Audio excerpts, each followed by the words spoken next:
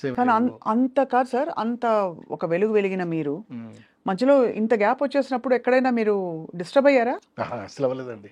అంటే ఇంత అందరు నేను తీసేస్తున్నారు. డిస్టర్బ్ అవ్వలేదు, కానీ మిగతా వాళ్ళు డిస్టర్బ్ అయ్యారు. అవునా? అంటే బికాస్ ఆఫ్ అంటే ఎందుకనంటే ఈడికండి ఇట్లా చాలద్దు అనుకున్న వాళ్ళు డిస్టర్బ్ అయ్యారు. వీడితో మళ్ళీ మన సినిమా చేయాలి ఇప్పుడు వీటితోటి డిస్టర్బ్ అయ్యారు. వీళ్ళందరూ డిస్టర్బెన్స్ నేను హ్యాపీగా చూస్తూ ఈరోజు ఉన్నానండి ఆడియన్స్ దయ వల్ల.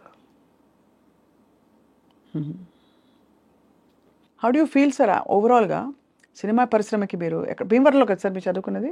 భీమవరంలో చదువుకున్నారు? ఫీవర్లో చదివానండి, మాస్టర్ ఆఫ్ కామర్స్ చదివాను, తర్వాత diploma in business management in మెడ్రాస్లో చేశానండి. అంటే క్వాలిఫికేషన్ వేరు, ఇందులోకి వచ్చారు పరిశ్రమలోకి. ఏమనిపిస్తుంది సార్ ఓవరాల్గా మీ life if you look back and see? నాకు చిన్నప్పటి నుంచి నాకు తెలుసో తెలియకో మొత్తం మీద నాకు సినిమా అంటే ఒక ఇష్టం కన్నా పై పదం అండి పిచ్చి. ఆ పిచ్చితోటి ఇక్కడికి వచ్చానండి. ఆ పిచ్చి కోసమే ప్రతి క్షణం ప్రయత్నం చేశాను. తర్వాత దెబ్బలు కూడా తిన్నానండి, చాలా దెబ్బలు తిన్నాను. దెబ్బలు తిన్నాను. ఎలా సార్? ఆఖరికి పప్పలు వండుకునే స్థితికి కూడా వెళ్ళిపోయానండి. అంటే సార్ పప్పలు వండుకునే స్థితికి, అంటే కాజాలు ఇవన్నీ చేసుకుని గడిపితేనే తప్ప జరిగిన ఎంకామ్ చదువుకున్న తర్వాత అయ్యో అది కూడా చేశానండి. కానీ ఆ రోజున కూడా నేనేమి ఎదగబోయేటటువంటి నన్ను నేనే చూసుకున్నాను తప్ప అయ్యో జరుగుతున్నది మాత్రం నేను చూసుకోలేదు. ఆ సిచ్యువేషన్ అసలు ఎలా వచ్చింది, ఎందుకు వచ్చింది సార్?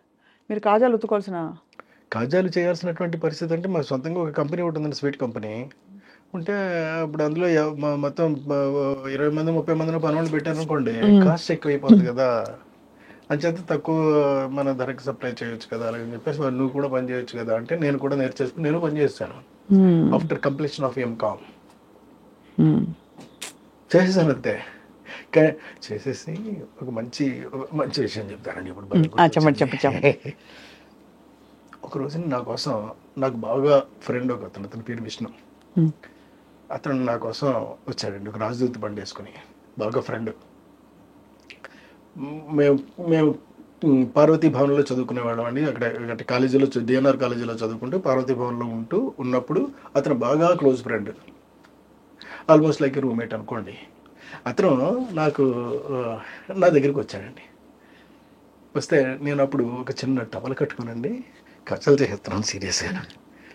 అప్పుడు ఎవరో వచ్చి చెప్పారు, నీ కోసం ఎవరో వచ్చారు ఇలాగని. చూస్తే వీడు టవల్తోనే ఉన్నారండి. మరి పని చేసుకుంటే టవల్తో ఉండకపోతే ఎలా ఉంటాం? అవును అంతే కదా. పెద్ద చొక్కాలు వేసుకుని ప్యాంట్లు వేసుకుని జీన్స్ వేసుకుని ఉండమండి మనం, అలాగే ఉంటాం. అలాగే ఉన్నాను.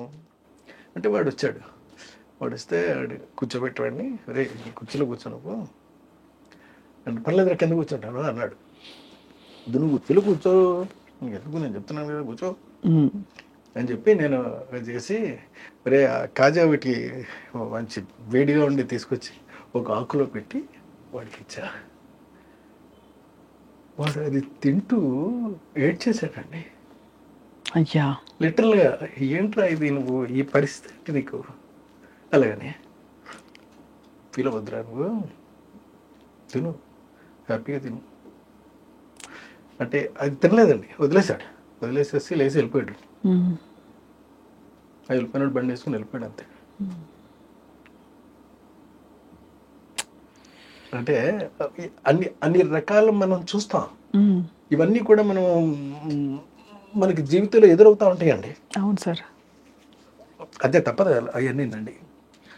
అలాంటిది చూసి కూడా మనం నిలబడి ధైర్యంగా ఎస్ రేపటి రాబోతున్నటువంటి రోజు మంది ఇది కాదు, మంది ఇంకోటి ఏదో, అది ఏంటో ఇప్పుడు మనకు తెలియదు అని నమ్మకం ఉండేది అప్పటికే. ఉండేదండి, ఆ క్షణం కూడా ఉండేది.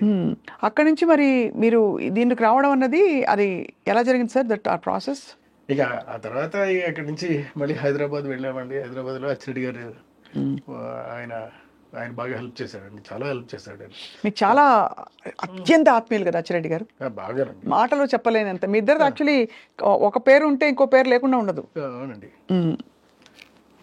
అచ్చిరెడ్డి గారు is a very nice person అండి, యాక్చువల్గా చెప్పాలి అని అంటేనే. అంతటి నిస్వార్థపరుడిని లేదా అంతటి విశాల హృదయం ఉన్నవాడిని నేను చూడలేదండి. అతను వచ్చి హైదరాబాద్లో ఒక కంపెనీ పెట్టాడండి. స్వీట్స్ కంపెనీ, దానికి మా నాన్నగారు కూడా పనిచేసేవారు. అప్పుడు చిన్న టీవీఎస్ 50 అలాగని పాత సెకండ్ హ్యాండ్లో కొని నాకు ఇచ్చి, నువ్వు వెళ్ళి మెడ్రాస్ వెళ్ళి ట్రై చేయి అంటే నేను ఇక్కడికి వచ్చానండి మెడ్రాస్. నెలకు వచ్చి 3,000 రూపాయలు మొత్తం మీద అటు చేసి ఇటు చేసి పొగేసి మొత్తం మీద తనకు పంపించేవాడు నాకు. 3,000 రూపాయలా సార్? ఆ 3,000 రూపాయలతోటి నేను తిరుగుతూ ఉండేవాడిని అండి. ఏదో రకంగా మొత్తం మీద మనం వేషాలు సంపాదించాలి అని వేషాల కోసం నానా ట్రైలు చేశానండి. నా వాళ్ళు జంజాల గారిని కలిశాను, దాసరి నారాయణరావు గారిని కలిశాను. అప్పట్లో ఎవరు ఇవ్వలే వేరే ఏదో చిన్న చిన్న ఆటలలో ఏదో చిన్న చిన్న చిన్న వేషాలు ఏవో వేశారండి. బట్ అవి ఏమీ ఉపయోగపడవండి అవి. సో ఇలాగ ఒక జీవితం అయిపోయిందండి. అయిపోయిన తర్వాత ఇలా లాభం లేదురా, మనమే ఏదైనా ఆలోచిద్దాం అలాగని చెప్పేసి అప్పుడు జాగ్రత్తగా మేము ఒక వీడియో బిజినెస్ చేసేవాళ్ళం. చిన్న వీడియో బిజినెస్ అండి. వీడియోలో బాగా డబ్బులు వచ్చేవి. ఎందుకంటే అప్పట్లో ఏముంది, మాయాబజార్ లాంటి సినిమా 5,000 కొన్నాం. మరి అది ఇప్పుడు ఇవాళ ఎన్ని లక్షలు ఎన్ని కోట్లు చెప్పలేం. అంటే ఇలాంటివన్నీ కూడా చేసుకుంటూ వెళ్ళిపోయామండి ఎక్కడికక్కడ. మీరు అంటే కాకపోతే అప్పుడు ఒక రకంగా మా అచ్చిరెడ్డి గారు నేర్పిందని మీకు చెప్తానండి. ఎప్పుడైనా సరే ఎక్కడైనా సరే సోమవారం ఇద్దాము అనుకున్నాం అనుకో, వాళ్ళకి బుధవారం అని చెప్పు, ఇది ఒక్కటి పాటించు నువ్వు. నేనేమో శనివారమే పంపిస్తాను ఇక్కడి నుంచి డబ్బులు నీకు అని చెప్పేవారు ఆయన. నేను అలాగే చేసేవాడిని అండి. సోమవారం శనివారం నాడు వచ్చేసేది నాకు. వచ్చేస్తే వాళ్ళకి ఆదివారం నాడు ఫోన్ చేసి, ఏమంటే మీకు ఇవాళ అంటే సండే అనుకోండి, మీకేమీ అభ్యంతరం లేదు కదా, డబ్బులు యాక్చువల్గా మీకు బుధవారం ఇస్తా అన్నాను, ఇవాళ రెడీ అయిపోయినాయి అండి. అలాగని చూడండి అది ఎంత అందంగా ఉంటుందో. వాడు షాక్ అయిపోయాడండి. ఏంటగా ఇప్పుడు బుధవారం నాడు ఇస్తా అన్నావు కదా, నువ్వు ముందు ఇచ్చేస్తావేంటి? అలాగని మీరు తీసేసుకోండి సార్. అది నాకు చాలా పెద్ద అడ్వాంటేజ్. అంటే మంచి బంధాలు ఏర్పడతాయి, క్రెడిటబిలిటీ బాగా పెరిగింది. Credibility correct sir. ఈ క్రెడిటబిలిటీ తోటే అప్పుడు సినిమా స్టార్ట్ చేసామండి. కొబ్బరి బండం స్టార్ట్ చేసినప్పుడు ఈ క్రెడిటబిలిటీ హెల్ప్ అయ్యి ఒక 9 పైసా మేమేం పెట్టుకోలేదు. కాకపోతే దాని మీద వచ్చినటువంటి లాభాలు మాత్రం బాగా వచ్చాయండి. వచ్చిన లాభాలు మొత్తం అన్నీ కూడా నా ప్రమోషన్ కోసం ఖర్చు పెట్టేసాం. డైరెక్టర్గా ఎస్వి కృష్ణారెడ్డి అలాగని చెప్పేసండి. ఆ తర్వాత సినిమా మాయలోడు. అప్పుడు ఇక డైరెక్టర్ అయ్యానండి. సో ఒక పక్క నుంచి మ్యూజిక్ నాకు హెల్ప్ అయింది బాగాను, ఇంకో పక్క నుంచి కథలు, ఇంకో పక్క నుంచి స్క్రీన్ ప్లే, మ్యూజిక్, పైగా ఒక దివాకర్ బాబు గారు అన్ని రకాలుగాను హెల్ప్ అవుతూ నేను మంచి మంచి సినిమాలు చేయగలిగాను. ఇప్పుడు దివాకర్ బాబు గారు మళ్ళీ రాస్తున్నారా సార్ మీకు, లేక ఈసారి మీరే రాసుకుంటున్నారు మాటలు? ఈసారి నేనే రాస్తున్నాను కదా అండి. అదే కారణం ఏంటి సార్? అంటే అఫ్కోర్స్ మీరు రాయకూడదని కాదు, కానీ అంటే దానికి చాలా కారణాలు ఉంటాయండి. డబ్బు అంటే ఇప్పుడు కనీసం ఒక 1,00,000 2 లక్షలు డబ్బులు అడ్వాన్స్ ఇవ్వాలి కదా. నా వల్ల నా దగ్గర ఏది. మరి ఎలా తీస్తారు సార్ సాహసించి అంత పెద్ద సినిమా? చేస్తానండి, ఇప్పుడు చేయగలను, చేస్తా. ఎప్పుడు కూడా క్రెడిటబిలిటీ అనేటటువంటిది పాడు చేసుకోకపోతేనండి మనిషి ఏమైనా సాధించగలుగుతాడు సార్, నాకు తెలుసున్నంత వరకునండి. అది మాత్రం పాడు చేసుకోకూడదు. అది ఒక్కటి నిలబెట్టుకుంటే చాలండి, మనిషి ఎప్పుడు హీరోలాగా ఉంటాడు. నేను ఇప్పుడు చేస్తానండి, నేను అది రాసి అప్పుడే 3-4 ఏళ్ళు 5 ఏళ్ళు అయింది. అవతల మా అల్లుడు గారు ఉన్నారండి, నా పెద్దమ్మాయి హస్బెండ్, పేరు రాఘవరెడ్డి. వాళ్ళకి ఒక పెద్ద బిజినెస్ ఉందండి అక్కడ. సో అంటే మొత్తం చుట్టూ మొత్తం అందరూ కూడా నా మంచి కోరుకునే వాళ్ళు ఉన్నారండి. అవును, మీకేమో ఐడియాలు ఉన్నాయి, మేరే పాస్ ఐడియా హే అంతే, అచేత చేయటమేనండి సార్. కొన్ని గొప్ప సినిమాలు హిందీలో రీమేక్ అయినప్పుడు ఎందుకు మీరు డైరెక్ట్ చేయలేదు? అంటే శుభలగ్నం కూడా ఒకటి. శుభలగ్నం వచ్చినప్పుడు నేను అంటే నాకు అప్పుడు డేట్లు కొంచెం టఫ్గా అనిపించినాయి అండి. అంత బిజీగా ఉండేవారు అప్పుడు? చాలా బిజీగా ఉండేవాడిని అండి. అప్పుడు అనిల్ కపూర్ గారు అడిగారు నన్ను, శ్రీదేవి హీరోయిన్ అండి. జుదయ్యా సార్? జుదయ్ కోసం ఆయన అడిగారు, అది శుభలగ్నమే చేశారు వాళ్ళు. అడిగినప్పుడు నేను చేయలేదు. తర్వాత నో ఎంట్రీ వచ్చింది. ఆ తర్వాత మళ్ళీ ఇంకొక సినిమా ఏదో అజయ్ దేవగన్ చేశాడండి ఇంకోటి, హౌస్ఫుల్ అలాగని. మొత్తం ఈ సినిమాలన్నీ కూడా రీమేక్ అక్కడ కూడా సెన్సేషనల్ హిట్స్ అయినాయండి. అన్ని హిట్స్, పెద్ద హిట్స్ అండి చాలా సార్. అదే కదా, అందుకే అంత ఆత్మ ఉండే కథలు, అంత ఆత్మ ఉండే సినిమాలు ఒక్కసారిగా కృష్ణారెడ్డి గారు అండ్ ఆ జానర్ ఆఫ్ సినిమాలు మాయమైపోయాయి. ఇప్పుడు మళ్ళీ మీరు రావడం చాలా మాది ఆనందం. బికాస్ మంచి కామెడీ ఉంటుంది, టైమింగ్ ఉంటుంది, ఒక ఆత్మ కథ ఉంటుంది అందులో అని వెయిటింగ్ సార్. ఈ ద నాలెడ్జ్ కోసం. చైనీస్ విలనా సార్? అక్కడికి వెళ్ళి పట్టుకొచ్చారా? ఇక్కడే ఉంటారు ఆయన? లేదండి, చైనా అక్కడి నుంచి చైనా నుంచి మంగోలియాలో ఉంటాడండి ఆయన. ఎలా పట్టారు ఆయన్ని? ఇప్పుడు యాక్చువల్గా పట్టే పని మీద ఉన్నానండి, పడేస్తాను.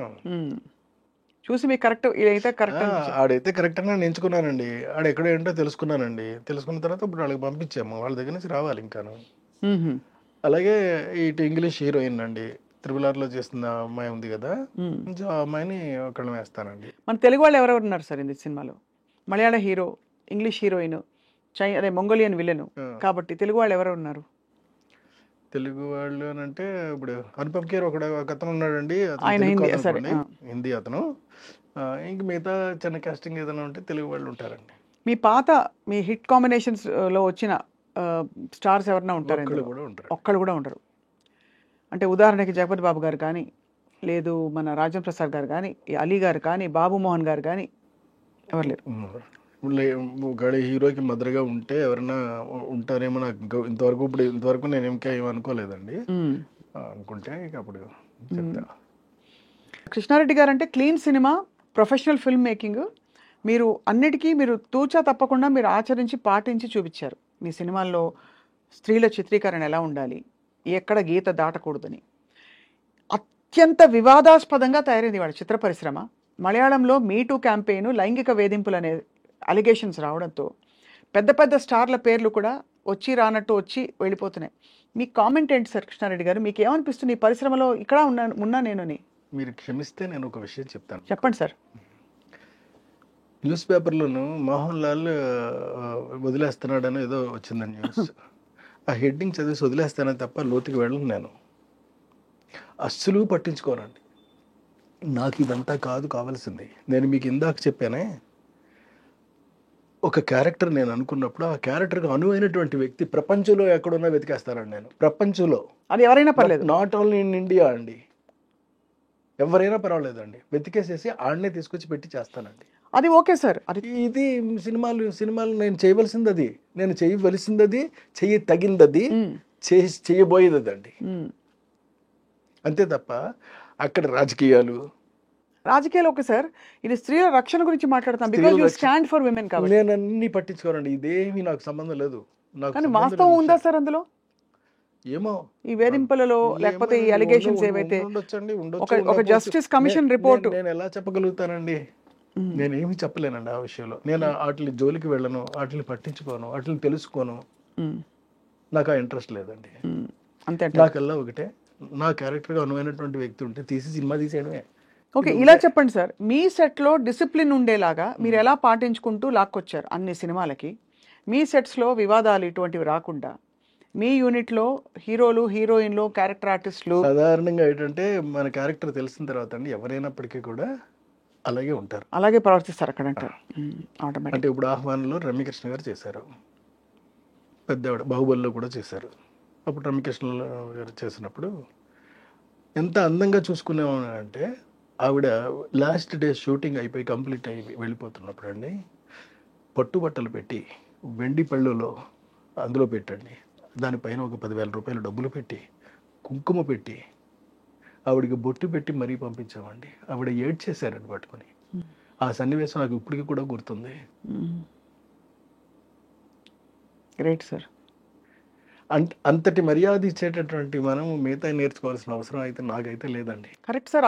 అదే చాలా ఆశ్చర్యం. ఇప్పుడు అంటే ఈ వివాదాల వల్ల ఒక చుక్క విషయం అంటారు కదా సార్, సౌందర్య లాంటిది ఆర్టిస్ట్ ఉంది, ఎంత గొప్ప నటి సార్, ఎంత మంచి యాక్ట్రెస్ అండి ఆవిడ ఒక సినిమాలో చేయనన్నానని తనంతట తానే ఫోన్ చేసి మళ్ళీ నా సినిమాలో యాక్ట్ చేసింది బాబు మోహన్ పక్కనే అని అంటే మీరు ఆలోచించండి హౌ, అంటే హౌ యు ఆర్ మెయింటైనింగ్.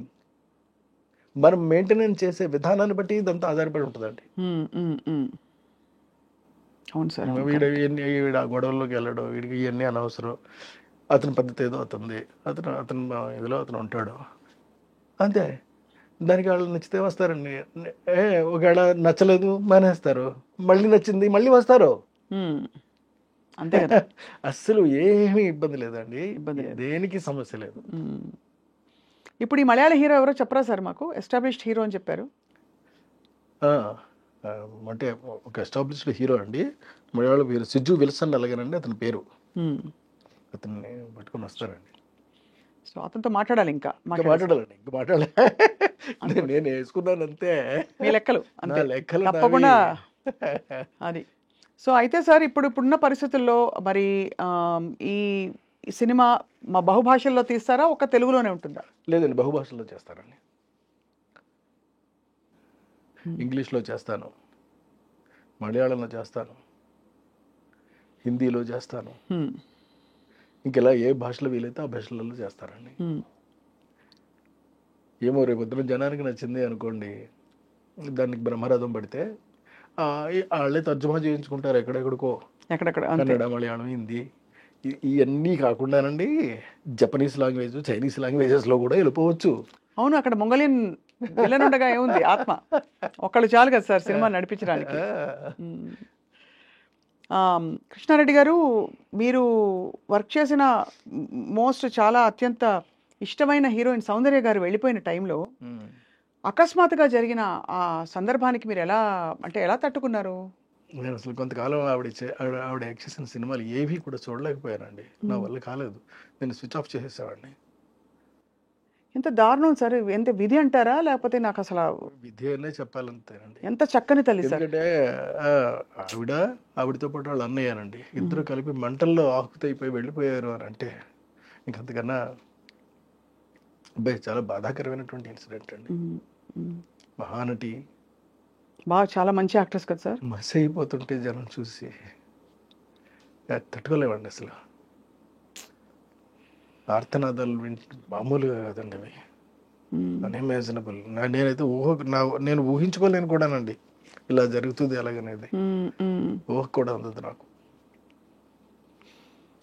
అంటే ఇన్ని అప్స్ అండ్ డౌన్స్, కొన్ని షాకులు, విజయాలు, గ్రేట్ సక్సెస్లు, అవార్డులు, అన్ని ఎత్తుపల్లాలు అన్నీ చూసిన కృష్ణారెడ్డి గారికి జీవితం గురించి ఏమర్థమైంది సార్ మీకు? చాలా అందంగా అర్థమైందండి. చిన్నటి జీవితం ఇది, సుఖంగా, సంతోషంగా, ఆనందంగా ఉండటం ఒక్కటే మనం చేయగలిగిన పని. ఇక మిగతావి ఇవన్నీ కూడా కృష్ణుడు చెప్పినట్టండి భగవద్గీతలో, మిగతావన్నీ కూడా భగవంతుడికి వదిలేయాలి. మనం చేసే పనులు భగవంతుడికి వదిలేయాలండి. నువ్వు ఏం చేస్తావో చేసుకో, నేను చేసేది నేను చేస్తున్నాను, అది కూడా నువ్వు ఇచ్చిన దానివల్లే నేను చేస్తున్నాను, నేను చేయగలుగుతున్నాను. చేత నా చేత చేయిస్తున్నావు కాబట్టి దాని రిజల్ట్ కూడా నీకు సంబంధించింది, నాకు ఏ విధంగానూ సంబంధం లేదు. ఇది నేను తెలుసుకున్నటువంటిదండి. అంచేత ఎందుకు ఈ కాస్త కోసం దర్పాన్ని ప్రదర్శించి, అహాన్ని చూపెట్టి, ఎదుటి వాళ్ళని అగౌరవంగా మాట్లాడి ఇది చేయొద్దు. ధర్మంగా, గౌరవంగా, ఎదుటి వ్యక్తిని మర్యాద ఇస్తూ నువ్వు ఎలా ప్రవర్తించగలవో అలా ప్రవర్తించు, సరిపోద్దంతే. ఇది ఒకటి నేను నేర్చుకున్నదండి. Excellent sir. మీ కొత్త సినిమా ఎప్పుడు సార్ స్టార్టింగ్? బహుశా 2 monthsలో స్టార్ట్ అవుతుందండి. ఎక్కడెక్కడ షూటింగ్ అడగచ్చా? అప్పుడు ఇంకా ప్లానింగ్ అడగొచ్చండి. మొత్తం అన్ని ఏర్పాట్లు చేసేసుకుంటున్నాం అండి అన్నిటికీ కూడాను. అంటే 90% రామోజీ ఫిలిం సిటీలో చేస్తారండి. ఇక్కడే. ఓకే, అయితే డెఫినెట్గా ఇది ఫ్యాంటసీ కాబట్టి ఎవ్రీబడి ఈజ్ వెయిటింగ్. ఎందుకంటే ఈ మధ్య కొంచెం ఇలా నాలెడ్జ్తో కూడినవి, పురాతనమైన నాలెడ్జ్ మన చేతిలోకి రావడం, ఇలాంటి సినిమాలు వినంగానే మంచి జోష్ వస్తుంది అందరిలో తప్పకుండా. అండ్ ఐ థింక్ భారతీయ సంపద అంత గొప్పది కాబట్టి అది సార్. సో అయితే కృష్ణారెడ్డి గారికి మేము all the very very best అని నమస్కరించి చెప్తూ, సార్ కృష్ణారెడ్డి గారు, మీరు దైనందిన జీవితంలో మీరు ఏం చేస్తారు? ఇప్పుడు సినిమాలు చూడడం, రాసుకోవడం, ఇవి కాకుండా ఎనీ అదర్ హాబీస్? ఇంకేమైతే ఏం పెట్టుకోరండి, అంతే. సినిమాలు చూడడం, లేకపోతే రాసుకోవడం, లేకపోతే కొత్త విషయాలు తెలుసుకోవడం. ఐప్యాడ్ ఉంటుంది కదా అండి, ఈ ప్రపంచం గురించి మొత్తం అదే తెలియజేస్తూ ఉంటుంది మనకి. అవును, అంచేత మొత్తం అన్ని ఏదైనా సరే అన్నీ తెలుసుకుంటానండి. కొత్త కొత్త పాటలు వింటూ, నాకు నచ్చిన జూలు నేను చేసుకుంటూ, నా జీవితాన్ని నేను హ్యాపీగా గడిపేస్తానండి. ఆర్టిఫిషియల్ ఇంటెలిజెన్స్ ఏమైనా వాడబోతున్నారా సార్ మీరు? ఏఐ ఇప్పుడు ఇలా 10 సెకండ్లలో పాట ఇచ్చేస్తోంది ఏఐ, లేదండి. వాడరా? ఆ, కృష్ణారెడ్డి గారి స్టాంపే ఉండాలి. అంతేనండి. అంటే మీ పాట మీ మీ లిరిక్ మీ ఇది. So great sir. అట్టే వెళ్తున్నాను నేను. అంతే తప్ప ఆర్టిఫిషియల్ ఇంటెలిజెన్స్ని ఏమి వాడే అవకాశాలు అసలు అంటే లేవు. టెక్నాలజీగా మాత్రం ఆర్టిఫిషియల్ ఇంటెలిజెన్స్ వాడతానండి. మ్మ్. టెక్నికల్గా వాడతాను తప్ప for the making of the film నేను వాడను. వాడదలుచుకోలేదు.